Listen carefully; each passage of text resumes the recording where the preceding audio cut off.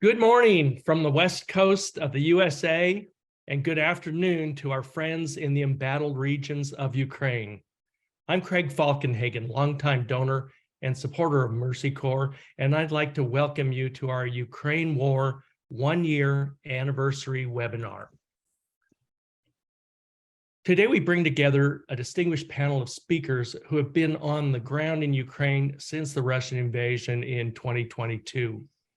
Mike Young is Mercy Corps' Ukraine Response Director and has led the agency's crisis response across Ukraine, Poland, Romania, and Moldova since April 2022. Prior to serving on the Ukraine response, he led Mercy Corps Afghanistan through a crisis period following the reestablishment of Taliban control, and has also worked as a senior advisor with the agency for a number of years. Mike has served in a number of conflict and post-conflict settings prior to Ukraine and Afghanistan, including Bosnia-Herzegovina, Chechnya, Democratic Republic of Congo, Kosovo, Pakistan, Sierra Leone, and Sudan. Malgorzata Kolachek is Vice President of Foundation Towards Dialogue, a Mercy Corps partner organization in Poland focused on supporting Ukrainian Roma refugees. Malgorzata holds a PhD in political science and has extensive research and practical experience working with Romani communities. She teaches at Jagiellonian University in Krakow, where she is also Deputy Director of Student Affairs. She is a book review editor for the academic journal Romani Studies. She has lectured at academic institutions in the United States, Canada, and Europe, and is a published author of several books and academic articles on topics regarding the Romani people. For the past 10 years, Foundation for Dialogue has worked for the Romani community, providing reliable and expert knowledge on Romani groups and other minorities at risk of exclusion. The organization works to prevent discrimination against the Roma community through education, advocacy, and research.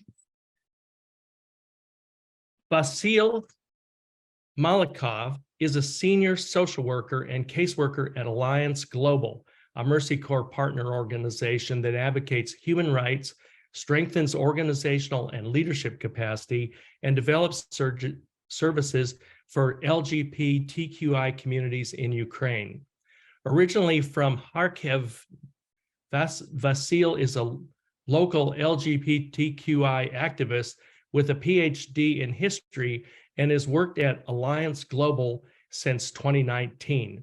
Since the invasion of Ukraine in 2022, he has also engaged in the humanitarian response to support LGBTQI people and their relatives in the front line, Kharkiv region. Long before February 24, 2022, Alliance Global worked to provide paralegal assistance and support to victims of gender-based violence as part of the National Paralegal Hub.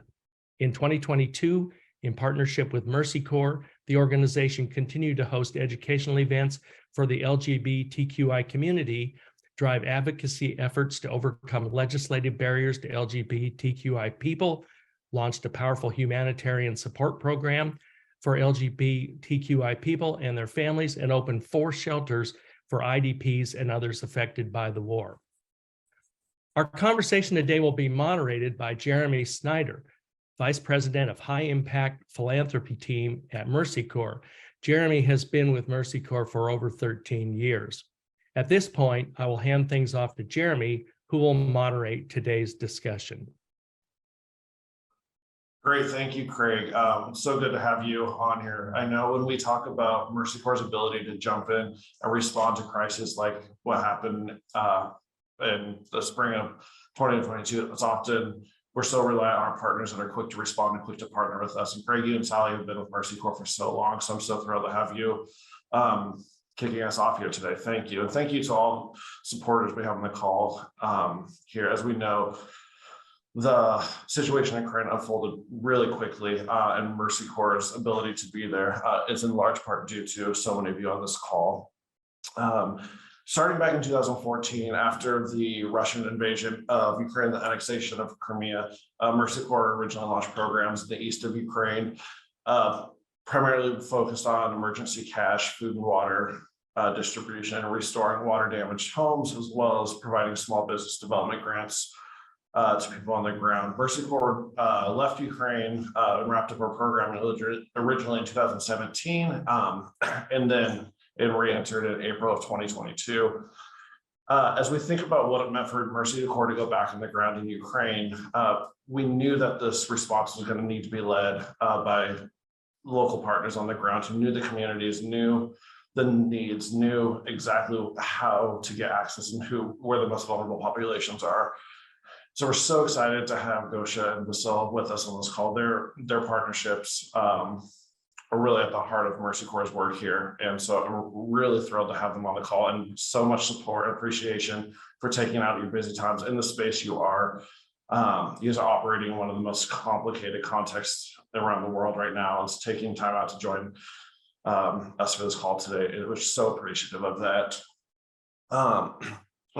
Since April of 2022, Mercy Corps has been responding to the escalation of the armed conflict across Ukraine, providing emergency cash assistance to refugees, both in Ukraine and displaced within Ukraine and in neighboring countries, allowing them to have the choice of how to use the cash to meet their most basic survival needs.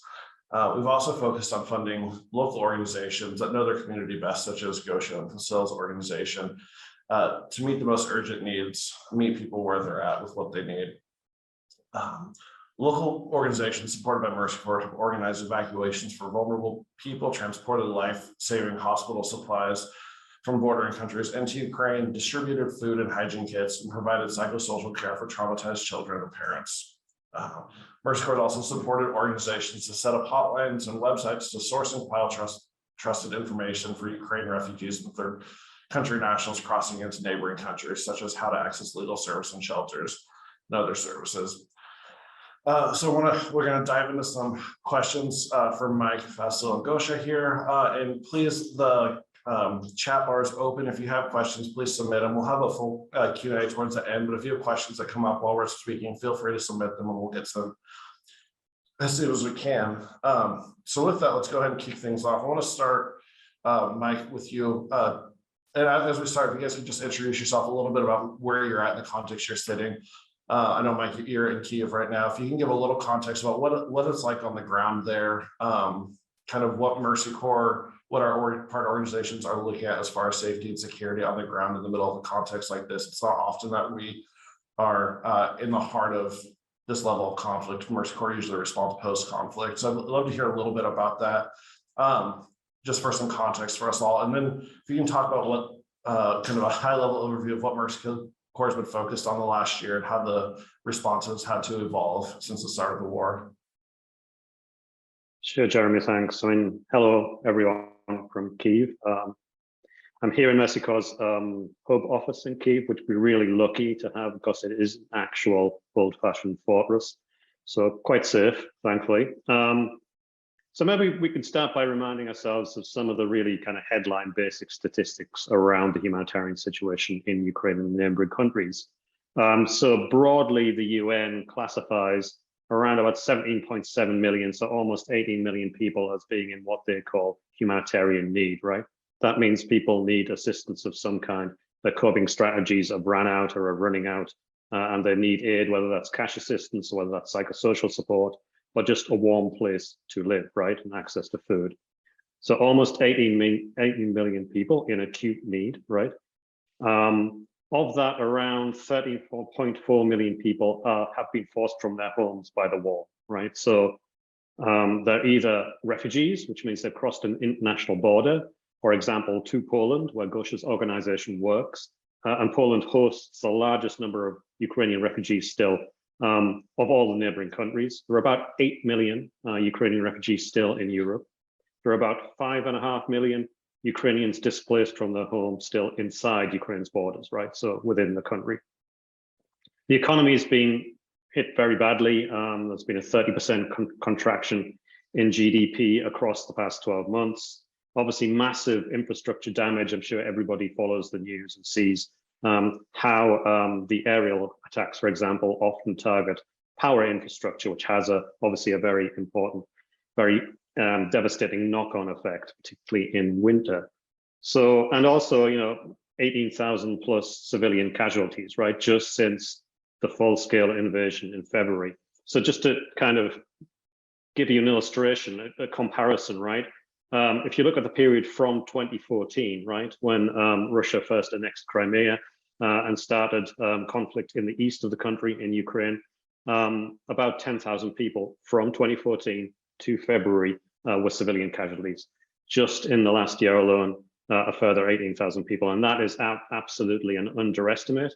I mean, just for the reason, for example, is you can't get beyond the front lines to count civilian casualties in Russian-controlled territories. So those are the kind of basic headlines, right? And of course, humanitarian, your needs as a human, humanitarian needs, they change depending on who you are, where you are, when those needs are assessed, right? When you're communicating those needs to an organization like Mercy Corps or like our partners, two of which are with us here. So, the needs you have as a middle-aged man fleeing Mariupol are fundamentally different from the needs you have as a single woman crossing the border into Poland with young children, right? Particularly if you're from a minority that traditionally faces exclusion in both Ukraine and a neighboring country, or if you're a third country national, right? So there was a lot of, for example, African students studying in Ukraine prior to the full-scale invasion who are now in places like Poland. And again, Mercy Corps partners with local organizations to support those refugees as well. And then when is important, right? So if you're an elderly lady with mobility issues and you live at the top of an apartment block in Kharkiv, first of all, you got your basic needs, but those needs spike during winter, right? So just coming out of luckily a relatively milder winter, but fuel prices spike, commodities, kind of the supply chains for key commodities like heating oil, they break down. And of course, you've had this constant barrage of missile attacks against the power infrastructure, which means people struggle with very long power outages, no electricity, no heating, no lighting, no water, right? And that's particularly felt in places that have borne the brunt of destruction so far, like the town or the city where Vasil comes from and his organization works in Kharkiv, right? It's still on the front line. How has Mercy Corps done? So kind of report card, Mercy Corps, and really Mercy Corps with and through its partners. We've reached to date, right, since starting activities last year, well, certainly over 1.3 million people, right, with some form of humanitarian assistance. Month on month we add to that figure, and that's something I think to feel proud of, right? That you've supported Mercy Corps in reaching that many people and standing up a really impactful program with our partners from starting from scratch, like in early last year. We've channeled around about, well, by the end of last year, we channeled $27.5 million to our local partners to undertake humanitarian action. And again, month on month, that figure increases, right? The more humanitarian work our partners do, because all of our work in Ukraine, in Poland, in Moldova, and previously in Romania, it's all done through local civil society organizations. We wouldn't be able to achieve anything without them. I think one thing particularly to note, maybe I'll just wrap up this point, is that what's been fundamentally important in enabling Mercy Corps to really hit the ground running in Ukraine and elsewhere, but then kind of scale that up to the point where we've reached over 1 million, well over 1 million people, and continue to reach hundreds of thousands, is flexible funding, right? I mean, it's flexible funding that enabled Mercy Corps to, within 10 days of the full-scale invasion, to start sending out small grants to local partners in Ukraine, in Poland, in Romania, right? So that's really important, and it's important for a number of reasons, right? We're on the ground, we're active, our partners are active, they're meeting real humanitarian needs at the kind of cutting edge of the conflict. It's important because that kind of flexible funding gives us agility as well, right? So, for example, very concrete example, right? I mean, our partners in Ukraine struggled with winter, just like Mercy Corps struggles with winter, just like our partners, our participants, right? They struggle with coping with winter too. And so when we were kind of doing our own planning, our own contingency planning for how we would cope with a winter in Ukraine, where long blackouts were a real possibility, they did arise. And those power outages are often worse the closer to the front line you go, sadly. We talked with our partners, and we were able to supply our partners with things like generators, power banks, heaters, to make their own organizations more resilient to the repeated shocks, right? And to make sure that it could continue delivering their really valuable work. Flexible money means agility, means being able to meet needs in a very timely way. And lastly, being able to having that flexible money from the get-go has been really fundamental. It's almost like building a bridge, right, to other institutional funding. So really, it's very important. It makes a difference, as you're seeing, like almost instantaneously, and it makes a difference at scale. So I'll just stop there, Jeremy. Thank you, Mike. Really, it's a crazy situation. Your overview is very helpful. Moving over to Maslow and Gosha. Apologize for any of the over heaping of praise here, but I listened to Craig introduce you both, and you both have doctors, could be doing anything in the world that you want, and here you are in one of the hardest complex situations, dedicating your lives to marginalized populations. To say it's inspiring, I think it's short-sighted for you. So, I mean, really from all of us, thank you for your work. It really, truly is incredible. If we can start, maybe we'll start with Vasily here. I'd love to hear kind of the context of where you are. I know that you're, I think, geographically the closest to the heart of everything. You said you're about 50 miles from the Russian border. That's kind of incomprehensible for me right now to think about your situation, your real lived experience as we sit here. If you talk a little bit about your context, and then about your organization, the partnership it has with Mercy Corps, and kind of what makes you such an effective partner in the work you're doing. Yeah, I would like to welcome everyone, and to add to Mike's words, that all of us could see the life of people in Kharkiv and other way in Ukraine, that you will say that, due to air raid alerts, missile strikes and attacks on Ukrainian energy or power infrastructure, so they have really a negative impact, but they also have negative impact on the life of a lot of people who belong to LGBTIQ community or their relatives, both in Kharkiv and in Kyiv, for example. Even those people who are employed, but due to these attacks are unable to work at full capacity. For example, transgender woman called me and asked for help back in March 2022. She evacuated from Kharkiv to Kyiv, but and she found a job in Kyiv. She works in public transport, but she was unable to fulfill her job because of the attack of energy infrastructure, and she lost most of the means of her livelihood for her and her elderly mother. And Mercy Corps help, Mercy Corps aid, so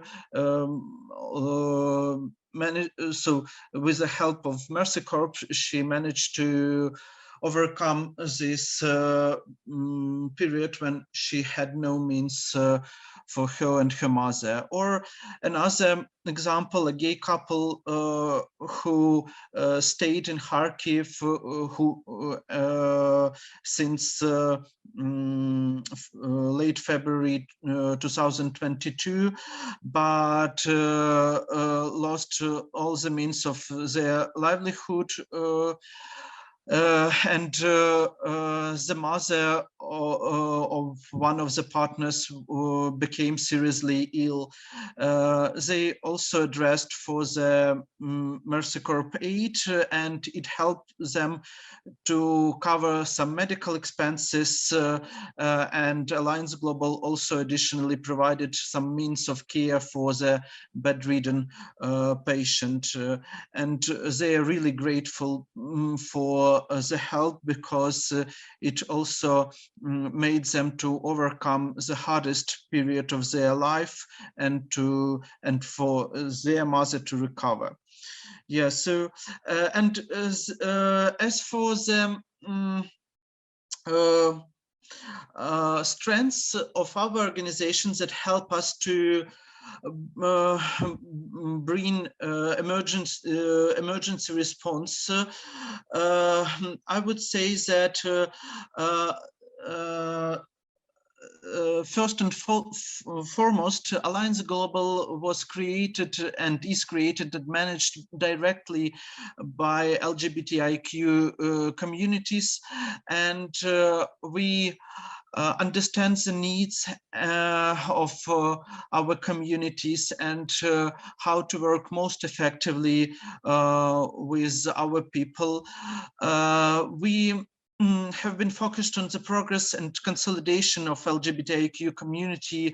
For 20 years, we provide services for HIV and AIDS, viral hepatitis, and sexually transmitted infections among gay people.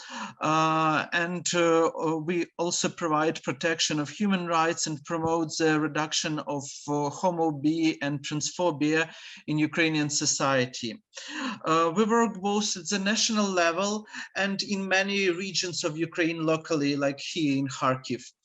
And today the main activities of organizations are focused on the provision of priority humanitarian and financial aid during the war, the operation of shelters for LGBTIQ people, the provision of public health services for men who have sex with men and LGBTIQ community in general, development of community centers and other safe spaces for our communities, protection of human rights, and conducting the national advocacy for access of LGBTIQ people to rights and health. Our organization has been provided priority humanitarian assistance for IDP, international displaced people, and their families in difficult war situations.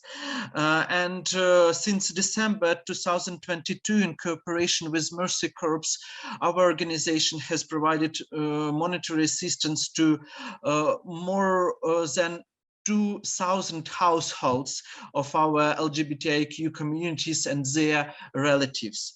This assistance is provided through the government-controlled territory of Ukraine, in particular in Kharkiv, Dnipro, Lviv regions, and city of Kyiv. And we managed to provide such a large-scale help due to the Mercy Corps cooperation and due to our involvement in the life of LGBTIQ people in Ukraine. It's really, really incredible work. Thank you for sharing that with us, Marcel. A similar question for you, Gosha. I know you're not in Ukraine, you're in neighboring countries, and talk about, kind of the context there, what the flow of refugees has looked like, how it's impacted local communities, and just more about your work. Would love to hear that, please. Thank you so much for having us, and also giving a floor to minorities that can talk about their specific, very, very different situation in this crisis. Sometimes, or maybe not sometimes, frequently neglected, unfortunately, by some authorities or dissidents. So for us, it's very important that we can speak about the experiences of the Ukrainian Roma refugees, who are a very diverse group. Although the perception is that they are probably very like a similar mass, but we have, for example, Ukrainian Roma refugees who are lawyers, IT specialists, doctors, or we have people from very marginalized communities who never went to school because they didn't have any access to education, for example. And we have also people who had, for example, small firms, small companies in Ukraine who are very well off and very independent. So the group is very, very diverse. And in regards to what is happening in Poland and how the influx, as you mentioned, the number of people coming in, how it influenced local populations, In regards to Ukrainian Roma, we can see two different layers, so to speak. On the one hand, we have Ukrainians, generally, right? People with citizenship, and Roma, Ukrainian Roma, most of them, apart from 10 people who are stateless, who still have documents from USSR, for example, and their situation is very dire, because to legalize their status is very, very hard in Poland. So we are also supporting that, using as well Mercy Corps funds. But apart from that, we have Ukrainian citizens who happen to be of Roma ethnicity. But unfortunately, from the beginning, Roma were treated as second-class refugees, I would say. And we experienced that from the beginning of war, when we started the Poland Roma Ukraine Facebook group.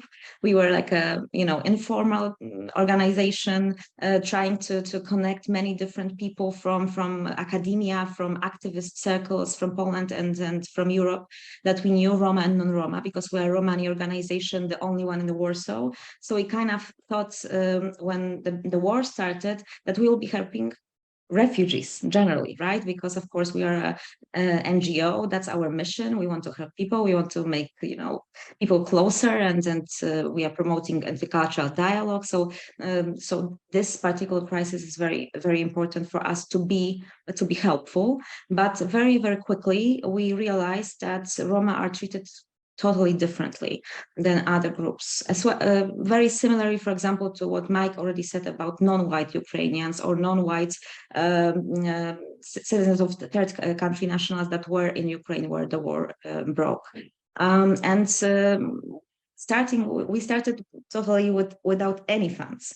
So we were just, trying to arrange any accommodations, buses, train tickets, any type of support that we could, collected food, collected clothes, collected suitcases on public forums. And so we were faced with many, many, unfortunately, discriminatory attitudes. Roma were not taken into reception centers, any type of excuse that could be used against them. For example, they didn't have stamp in the passport, or something was not totally correct with the documentation. It was an excuse to leave them on the street.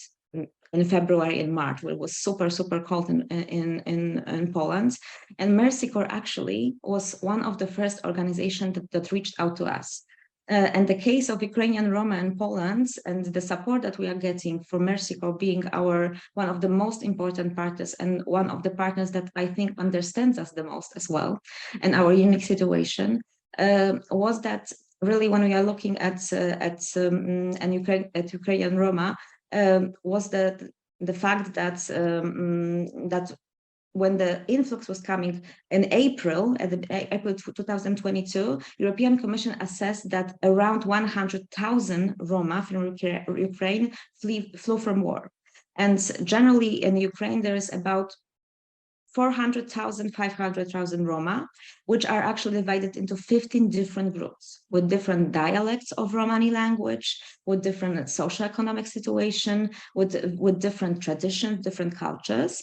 And in Poland, we have only 20,000 Roma. So you can see already the difference in numbers, and the expectation, unfortunately, and by the Polish society, by authorities, was that Polish Roma will take off Roma, because Roma like to be only taken care by the Roma. That was many opinions at the beginning of those Facebook forums supporting Ukrainian refugees, that Roma should be left alone. And that's what unfortunately we encountered. Roma were left alone by volunteers. Nobody wanted to address them, help them, talk with them. They were just left alone on the railway stations. And this is what our working ground, so to speak, at the beginning. And I'm always laughing through tears, really, saying that was the first case in Romani history that media helped Roma, because of the media coverage that I want to be, of course, very, very factful, was very much created by our organization, and especially our president, Joanna Talevich, who is also academic, of Romani origin, and very active for 20 years in the field. And she was in, for example, not only all the Polish media, but also in CNN and BBC, in The Guardian, in many different outlets that actually make this the situation of Ukrainian Roma visible, because the rhetorics were that all the refugees are treated equally, which of course wasn't the case. And we encountered it every day and every night when we are getting calls at 11 p.m. saying, take those Roma, take those gypsies because they are following me, for example, from volunteers on the railway stations. And this was the rhetorics. Or for example, on the hotline by the voivodeship, they were instructed not to take in gypsies to reception centers because they have lice. And that was the not official, but that was the instruction given to volunteers. And one of them contacted us and told about the discriminatory practices. And we actually published a report about the first 3 months of war and on the presence of Ukrainian Roma in Poland. And we reported about cases of discrimination, in many different areas, really about in every area of social life. And after those media coverage, Mercy Corps was one of the first organizations that actually reached out to us. And thanks to Mercy Corps' first small grant, now we are on the 4th cooperation with Mercy Corps, actually, because the cooperation is really very, I think, hopefully fruitful for both parties, but for us for sure, because Mercy Corps is a unique partner for all the right reasons. And I can go into that if we have some time, maybe. But in regards to Mercy Corps support, the first small grant I remember, it was the end of March, the beginning of April that we got, and we could rent a bus actually to Sweden to send a family, and that some of them actually faced the risk of human trafficking because they were allured to a bus that was supposed to take them to Germany, and they were left at the border in the forest in order to be picked up by human traffickers. And they flee from there and went by foot many kilometers, and then they were brought once again to Warsaw. And thanks to Mercy Corps funds, we were able to secure a bus for them and to connect them with their family in Sweden and also in Romania and NGOs there. So that this first grant was crucial for us in order to really create a structure of support for Ukrainian Roma. And now, what is also, I think, important to understand from the Polish context, most of the Polish NGOs that are involved in supporting Ukrainian refugees generally never had any experience with humanitarian aid at all, because we didn't face this type of challenges. And for example, our organization, we are just, two Roma, non-Roma female dual academics trying to disseminate the knowledge about Roma, doing workshops with different groups, from policemen teachers to high schoolers, in order to somehow, diminish the gap between the minority and majority. And now we are 40-person organization with the Roma Community Center, growing every day. And of course, the needs are growing as well. And the interest in supporting more integrative work in Poland is diminishing, unfortunately. So this is a huge challenge that we are facing right now. But Mercy Corps is our partner through and through all the way in all those different challenges, and supporting us.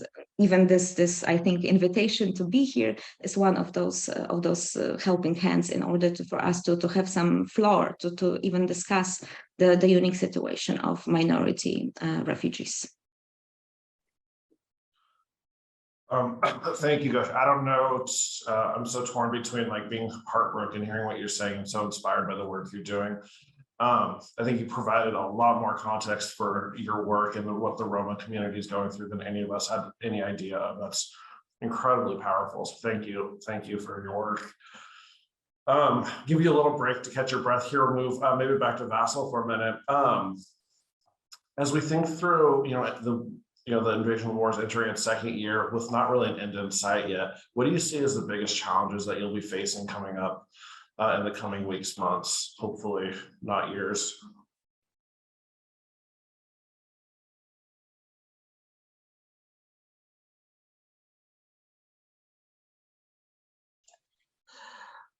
Sorry. Yeah. So as for the biggest challenges that we are facing now and will face in the nearest future, I think that resocialization for LGBTIQ people and their relatives are one of the greatest long-term challenges for the community I represent.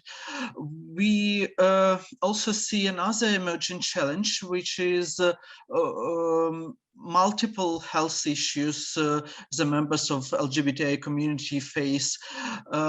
These are both general health issues and mental and sexual health issues. Another challenge is the growing number of cases of domestic gender-based violence. It increased even more after the start of the large-scale invasion. These are the challenges that we are also working on to overcome and to respond. I would say that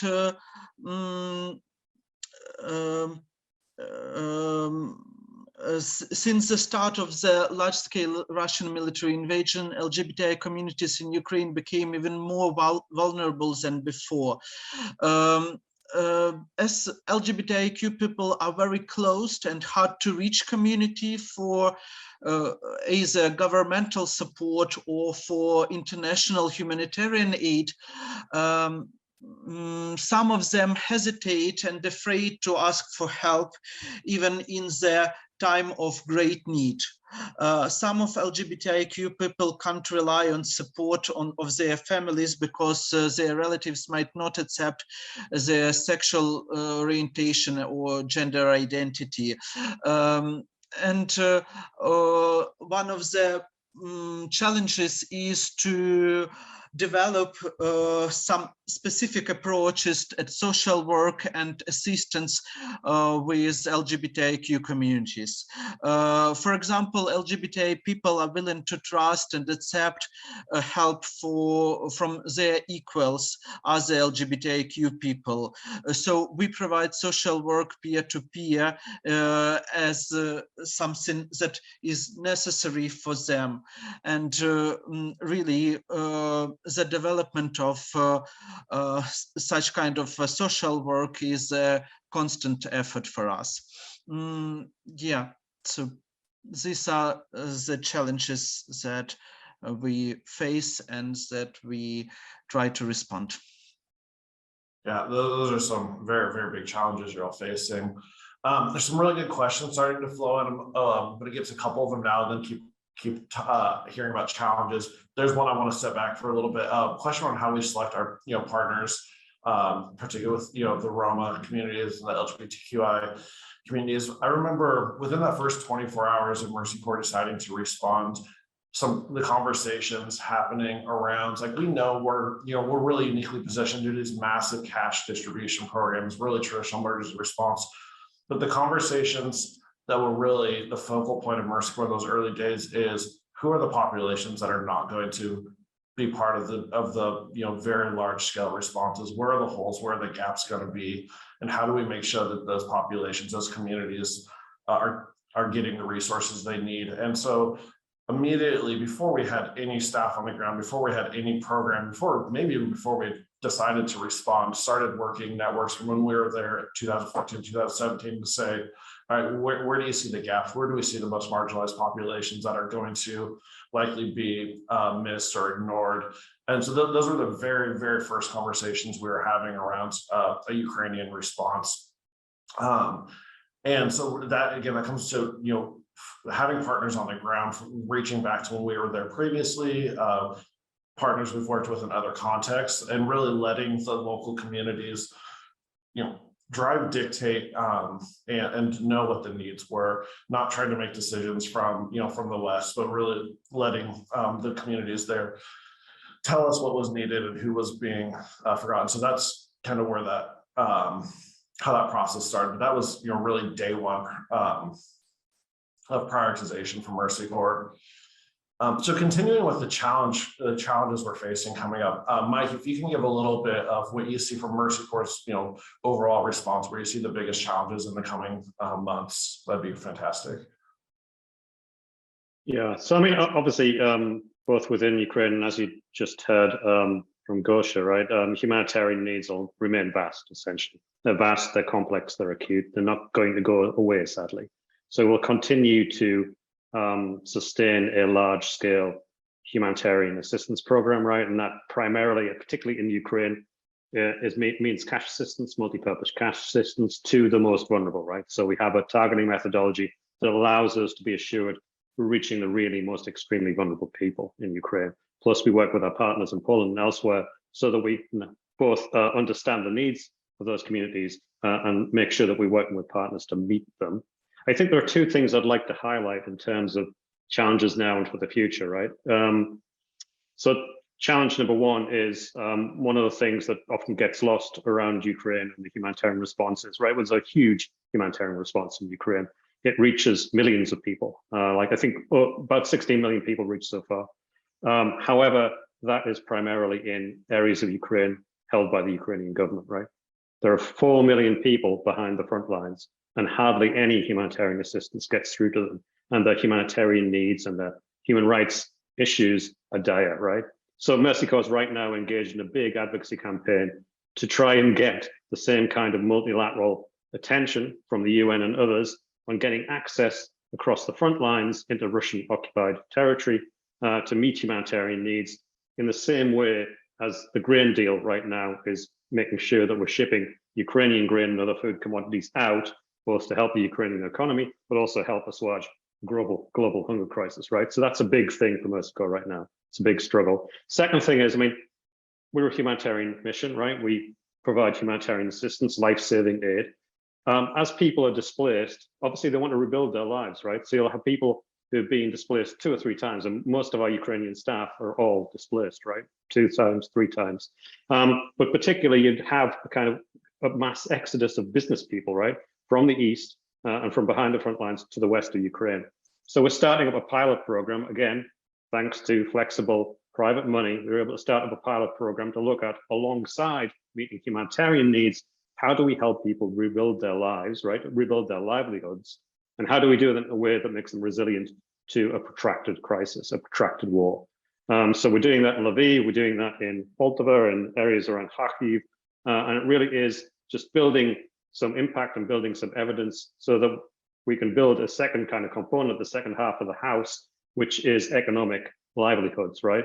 And similarly in refugee hosting countries like Poland, as Gosha was describing, there are massive problems around exclusion, inclusion, integration, right? And those are only going to grow over time. So we want to work likewise with our Polish partners to say, how do we address that, right? What are people's livelihoods needs? What are people's rights access needs, right? So we foresee a Mercy Corps presence with our partners at scale for, sadly, again, for at least another couple of years.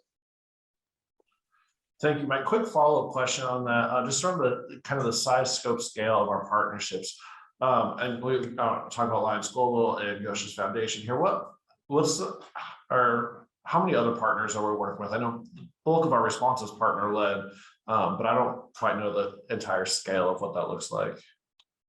So if you include, if you go from the earliest days, right, as Gosha was describing, like the small grant that Foundation Towards Dialogue got way back, like March, April, we've given out well over 100 grants to date, right, of various sizes for various durations and various purposes. But that's 100 grants. We're probably, I think, if you kind of add up everything we've done since the start of 2023, we're well over 30 million in humanitarian funding transferred to our partners, right? And again, I don't think there's another international organization active in the Ukrainian conflict that's partnering on this scale with this kind of impact. And that's how we're reaching, well over 1 million people, is because we're working with our partners in Ukraine and in Poland and now in Moldova. Thanks, Mike. And just a little bit of follow-up on that. for some context, as Mercy Corps looks globally, what it looks like to be a locally led organization to really put the power in the hands of communities. I think so many of our teams around the world are looking at Ukraine right now and say like, wow, this is how response should happen. You guys are just setting a remarkable example in a horrific and heartbreaking context of how the global community can come together and really put the power in the hands of local leaders. So I know our team, like, I just heard from several team members last week, just that Ukraine is really setting a new normal for this space. So appreciate that. Gosha, same question for you, kind of the challenges you're facing. We know we've talked not on this call, but about a lot of the challenges Poland's facing as kind of now being not as focal point of the response, and the situation is continuing to get more complex, but funding has slowed drastically. Can you talk about the challenges that you see coming in the coming months? Yeah, the biggest challenge, I think, is the changes in the legal framework that is supporting Ukrainian refugees generally.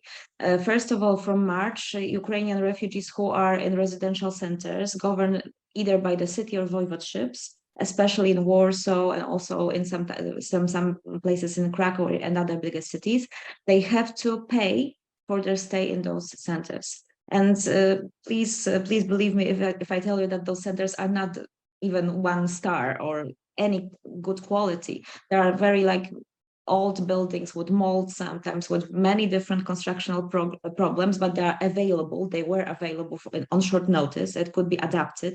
So we are still very grateful that there are places to stay for Ukrainian refugees, but still, if they have to pay for that, and some of them, for example, especially the most vulnerable ones, being in those huge reception centers like expos, like one for example, in Warsaw, there are people, the most vulnerable ones, for example, with chronic diseases, with handicapable people, with, for example, single mothers with multiple children that they cannot really go to work because, for example, their husbands are fighting on the front and they had to take care of them. So that's a huge problem, and there's a lot of fear, a lot of distress, on top of ongoing trauma, on top of intergeneration trauma that Roma were facing for centuries, right? Because Roma were slaves up until mid-19th century in Europe. Roma were hunted like on animals in Switzerland, France, Germany. Roma were exterminated and banished from different territories. So there's ongoing trauma, intergenerational trauma, and trauma connected to war. And on top of that, there's much distress with this payment, and nobody knows what will happen. And we also cannot really ensure that we will pay, for example, for 4,000 Ukrainian Roma refugees for their stay each month, because we don't have that kind of money, because it really, gathers on if you add that up. On the other hand, we also have elections coming in autumn, and we already can see on especially near the border, that there's a lot of rhetoric starting to talk about Ukrainian refugees, especially Ukrainian Roma refugees, using the system, that they're getting too much, for example, support from the government. So we already know that with a huge level of discrimination, huge level of anti-Gypsyism against Roma generally, Roma will be used kind of as scapegoats. And of course, the economic situation in Poland with a huge inflation is very also important to factor that in about the social attitudes, because on the one hand, what Polish society did, because we need to be very straightforward here. This was done by Polish citizens, individuals, and NGOs, and generally Polish migration policy, integration policy, unfortunately, is being done like that by NGOs since 1989. But that was really a huge effort and huge, I think, the call of heart, really. People were doing that because they wanted to. But we all can already see that, and we see that time and time again with different crises, with different wars, that people are getting wary, people are getting tired of this imagery. People want to kind of, don't remember about what is happening. They would like the war to finish somehow, right? So we already know that will be the biggest challenge, because there was one question in chat, I think, in regards to the different dynamics of the flow, and is the group diminishing in regards to, for example, Ukrainian Roma coming to Poland? And actually, although during winter, everybody was anticipated much bigger influx than it was, in recent months, actually in February and March, we observed a huge uptake.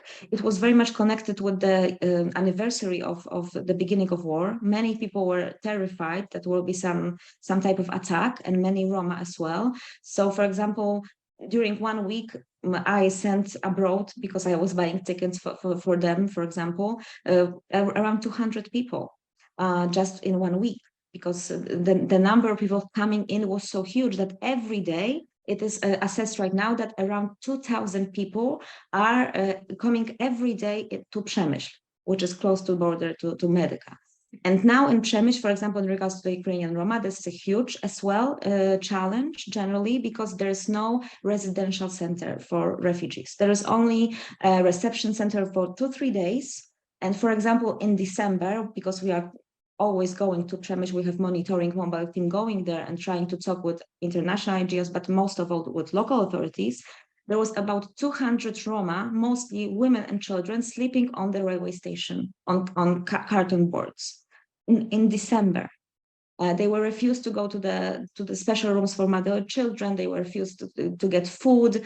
They were discriminated against, and they are still there. You know, nobody wants to take care of them in any way and provide any type of solution. And NGOs are expected to provide those solutions. And of course, we want to provide those solutions. We have expertise, we have experience, and we already are working with the team that is 2/3 of Roma from Ukraine and from Poland. So we are very much also culturally oriented and providing this cultural support. But at the same time, we cannot do things that the system should do or authorities should do. And there needs to be pressure on authorities to change and use the existing systemic solutions in order to be much more flexible and react better to this crisis. And this is, I think, the biggest challenge that we are facing, that we are kind of out of intervening phase, or at least that's the perception. But at the same time, there are no tools for integration. And we know that many of those Ukrainian refugees, including Ukrainian Roma refugees, will stay in Poland. And there is no system in place to support them in any avenue of life, in education, labor markets, healthcare, housing, right? And so, for example, I do a lot of workshops, anti-discriminatory workshop with teachers, and they are saying, okay, I'm getting Ukrainian students in my school, and everybody is expecting that they are the same as Polish students, that they are from the similar culture, and that there are no any type of challenges with intercultural education. But it's not totally not true. So to just trying to diminish any type of difference and cultural difference and need to provide intercultural dialogue and intercultural education is really a huge mistake that will be they will have huge repercussions, I think, also. It's hard to follow up after what you're saying. It's just so impactful. We've had a couple, Gosha, this is coming back to you, maybe for you as well, Vasil. We've had a couple questions come in around like what partnering with Mercy Corps looks like. And Gosha, you start saying you guys were a 2-woman organization really focused on advocacy, and now you're 40 people large. What beyond just dollars transferred, like does a partnership with Mercy Corps look like, and how have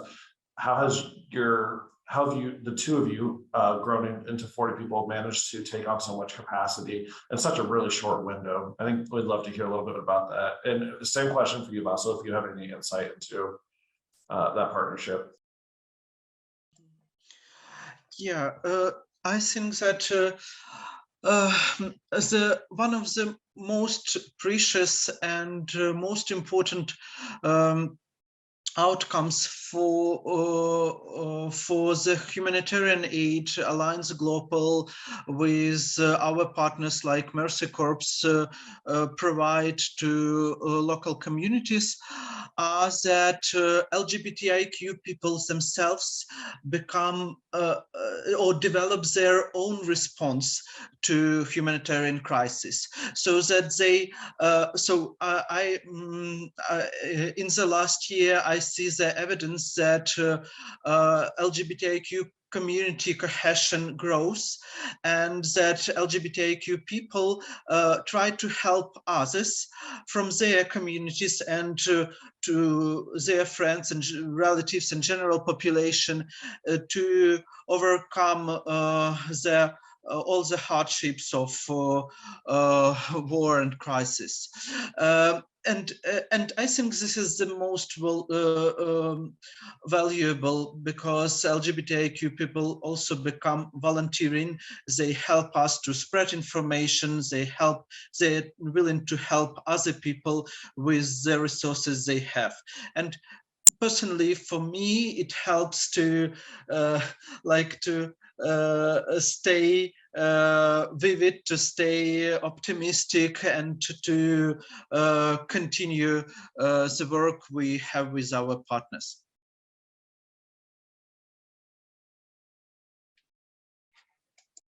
This is what I mentioned when I was saying that Mercy Corps support is unique for us and very, very crucial and valuable, to be honest, because Mercy Corps was the only organization, for example, to ask us and do a survey, what type of support in strengthening our capacity do we need?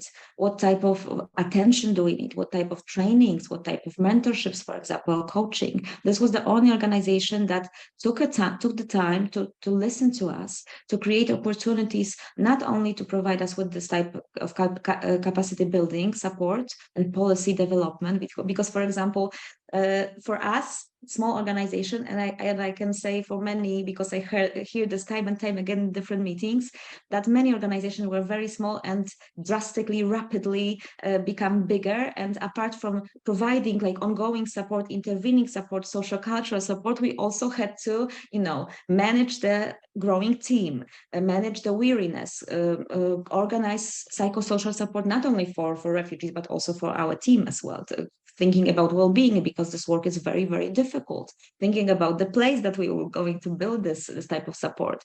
Thinking about strategy for education, providing Polish language lessons, any type of workshops for adults and children.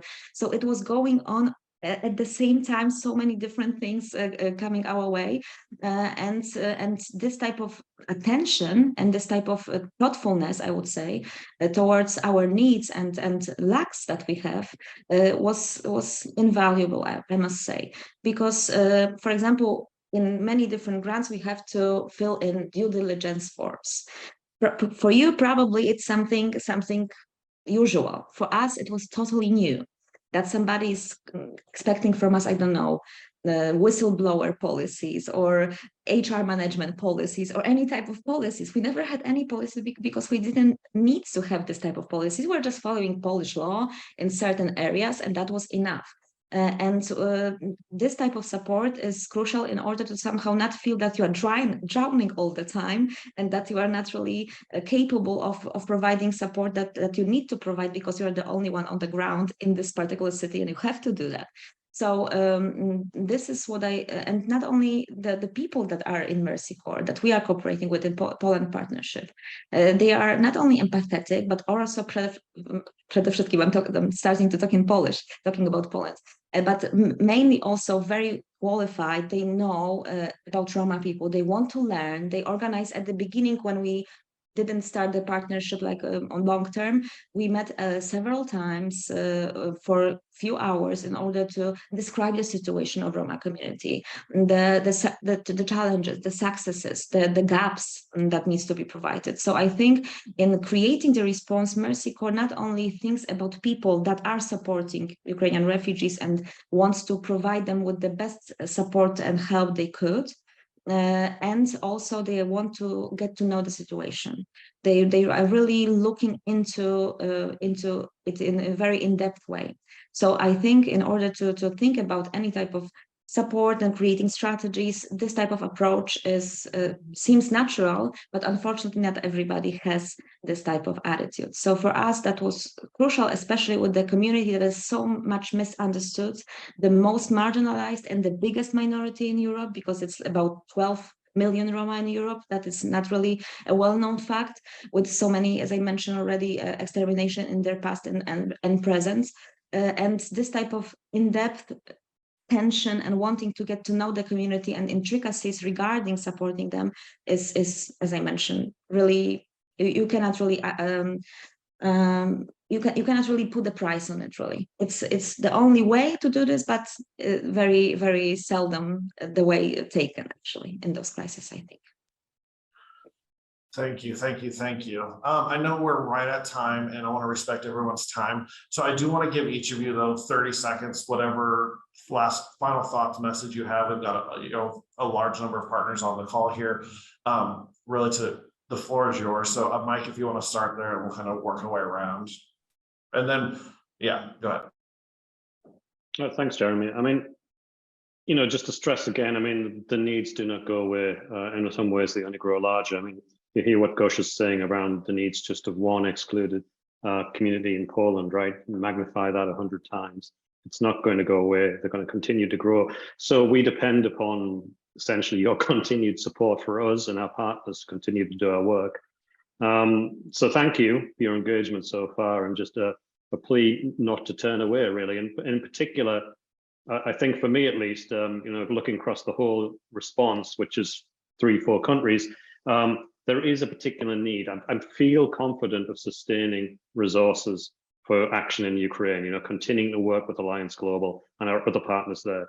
The money will be there, I think, by and large. Poland worries me. It's an EU member state. It is a rich, developed country, but the needs of Ukrainian refugees, other minorities and excluded groups in Poland are real, they're sharp, they're growing. We need to sustain our engagement there in Poland and in Moldova through the next year, through the next 2 years, right? And this is where such flexible support becomes really critical in continuing the great work that Gosha and our organization does, and all of our other Polish partners.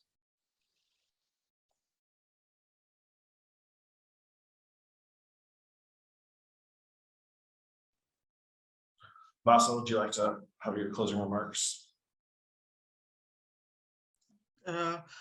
I would like to say that I really appreciate this presentation. It gave me the feeling, as well as the cooperation with Mercy Corps for all the period of time, gave me the feeling of international support, and it really gives us strength to continue our efforts for proper response and the diverse response to the needs of our communities. And I would like to express my gratitude to the growing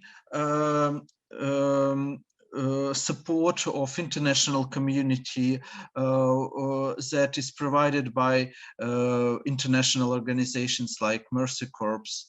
And I think that with our mutual efforts, we will be able to respond to this crisis and eventually to overcome it. I can also not stress enough my gratitude, my organization gratitude, and the people that we are supporting, cooperating with, gratitude towards Mercy Corps. And I unfortunately also share the fear in regards to the Polish support going forward, and that Mike mentioned, and it's a huge concern for us as an organization as well. But I don't want to end on the sour note, because we have a lot of successes and a lot of good practices that we in this year kind of concocted, and we want to share when we are preparing guidebooks that will be hopefully used by other groups that working with marginalized communities, especially severely marginalized communities as Roma. And I just want to give you an example of a person that is also using Mercy Corps support actually in supporting Polish language lessons. That is a woman, Natalia. She is 52 years old. She never went to school. But thanks to the Polish language lessons, she actually wrote all the names in Polish, not in Cyrillic, but in Polish Latin alphabet, of all the team members from our team that she went into contact with. And we had that in the frame on our wall right now. That was the first result of her language lessons, and she was very, very proud of it. And now she's working with us as a social cultural assistant as well. So we are also providing training for her.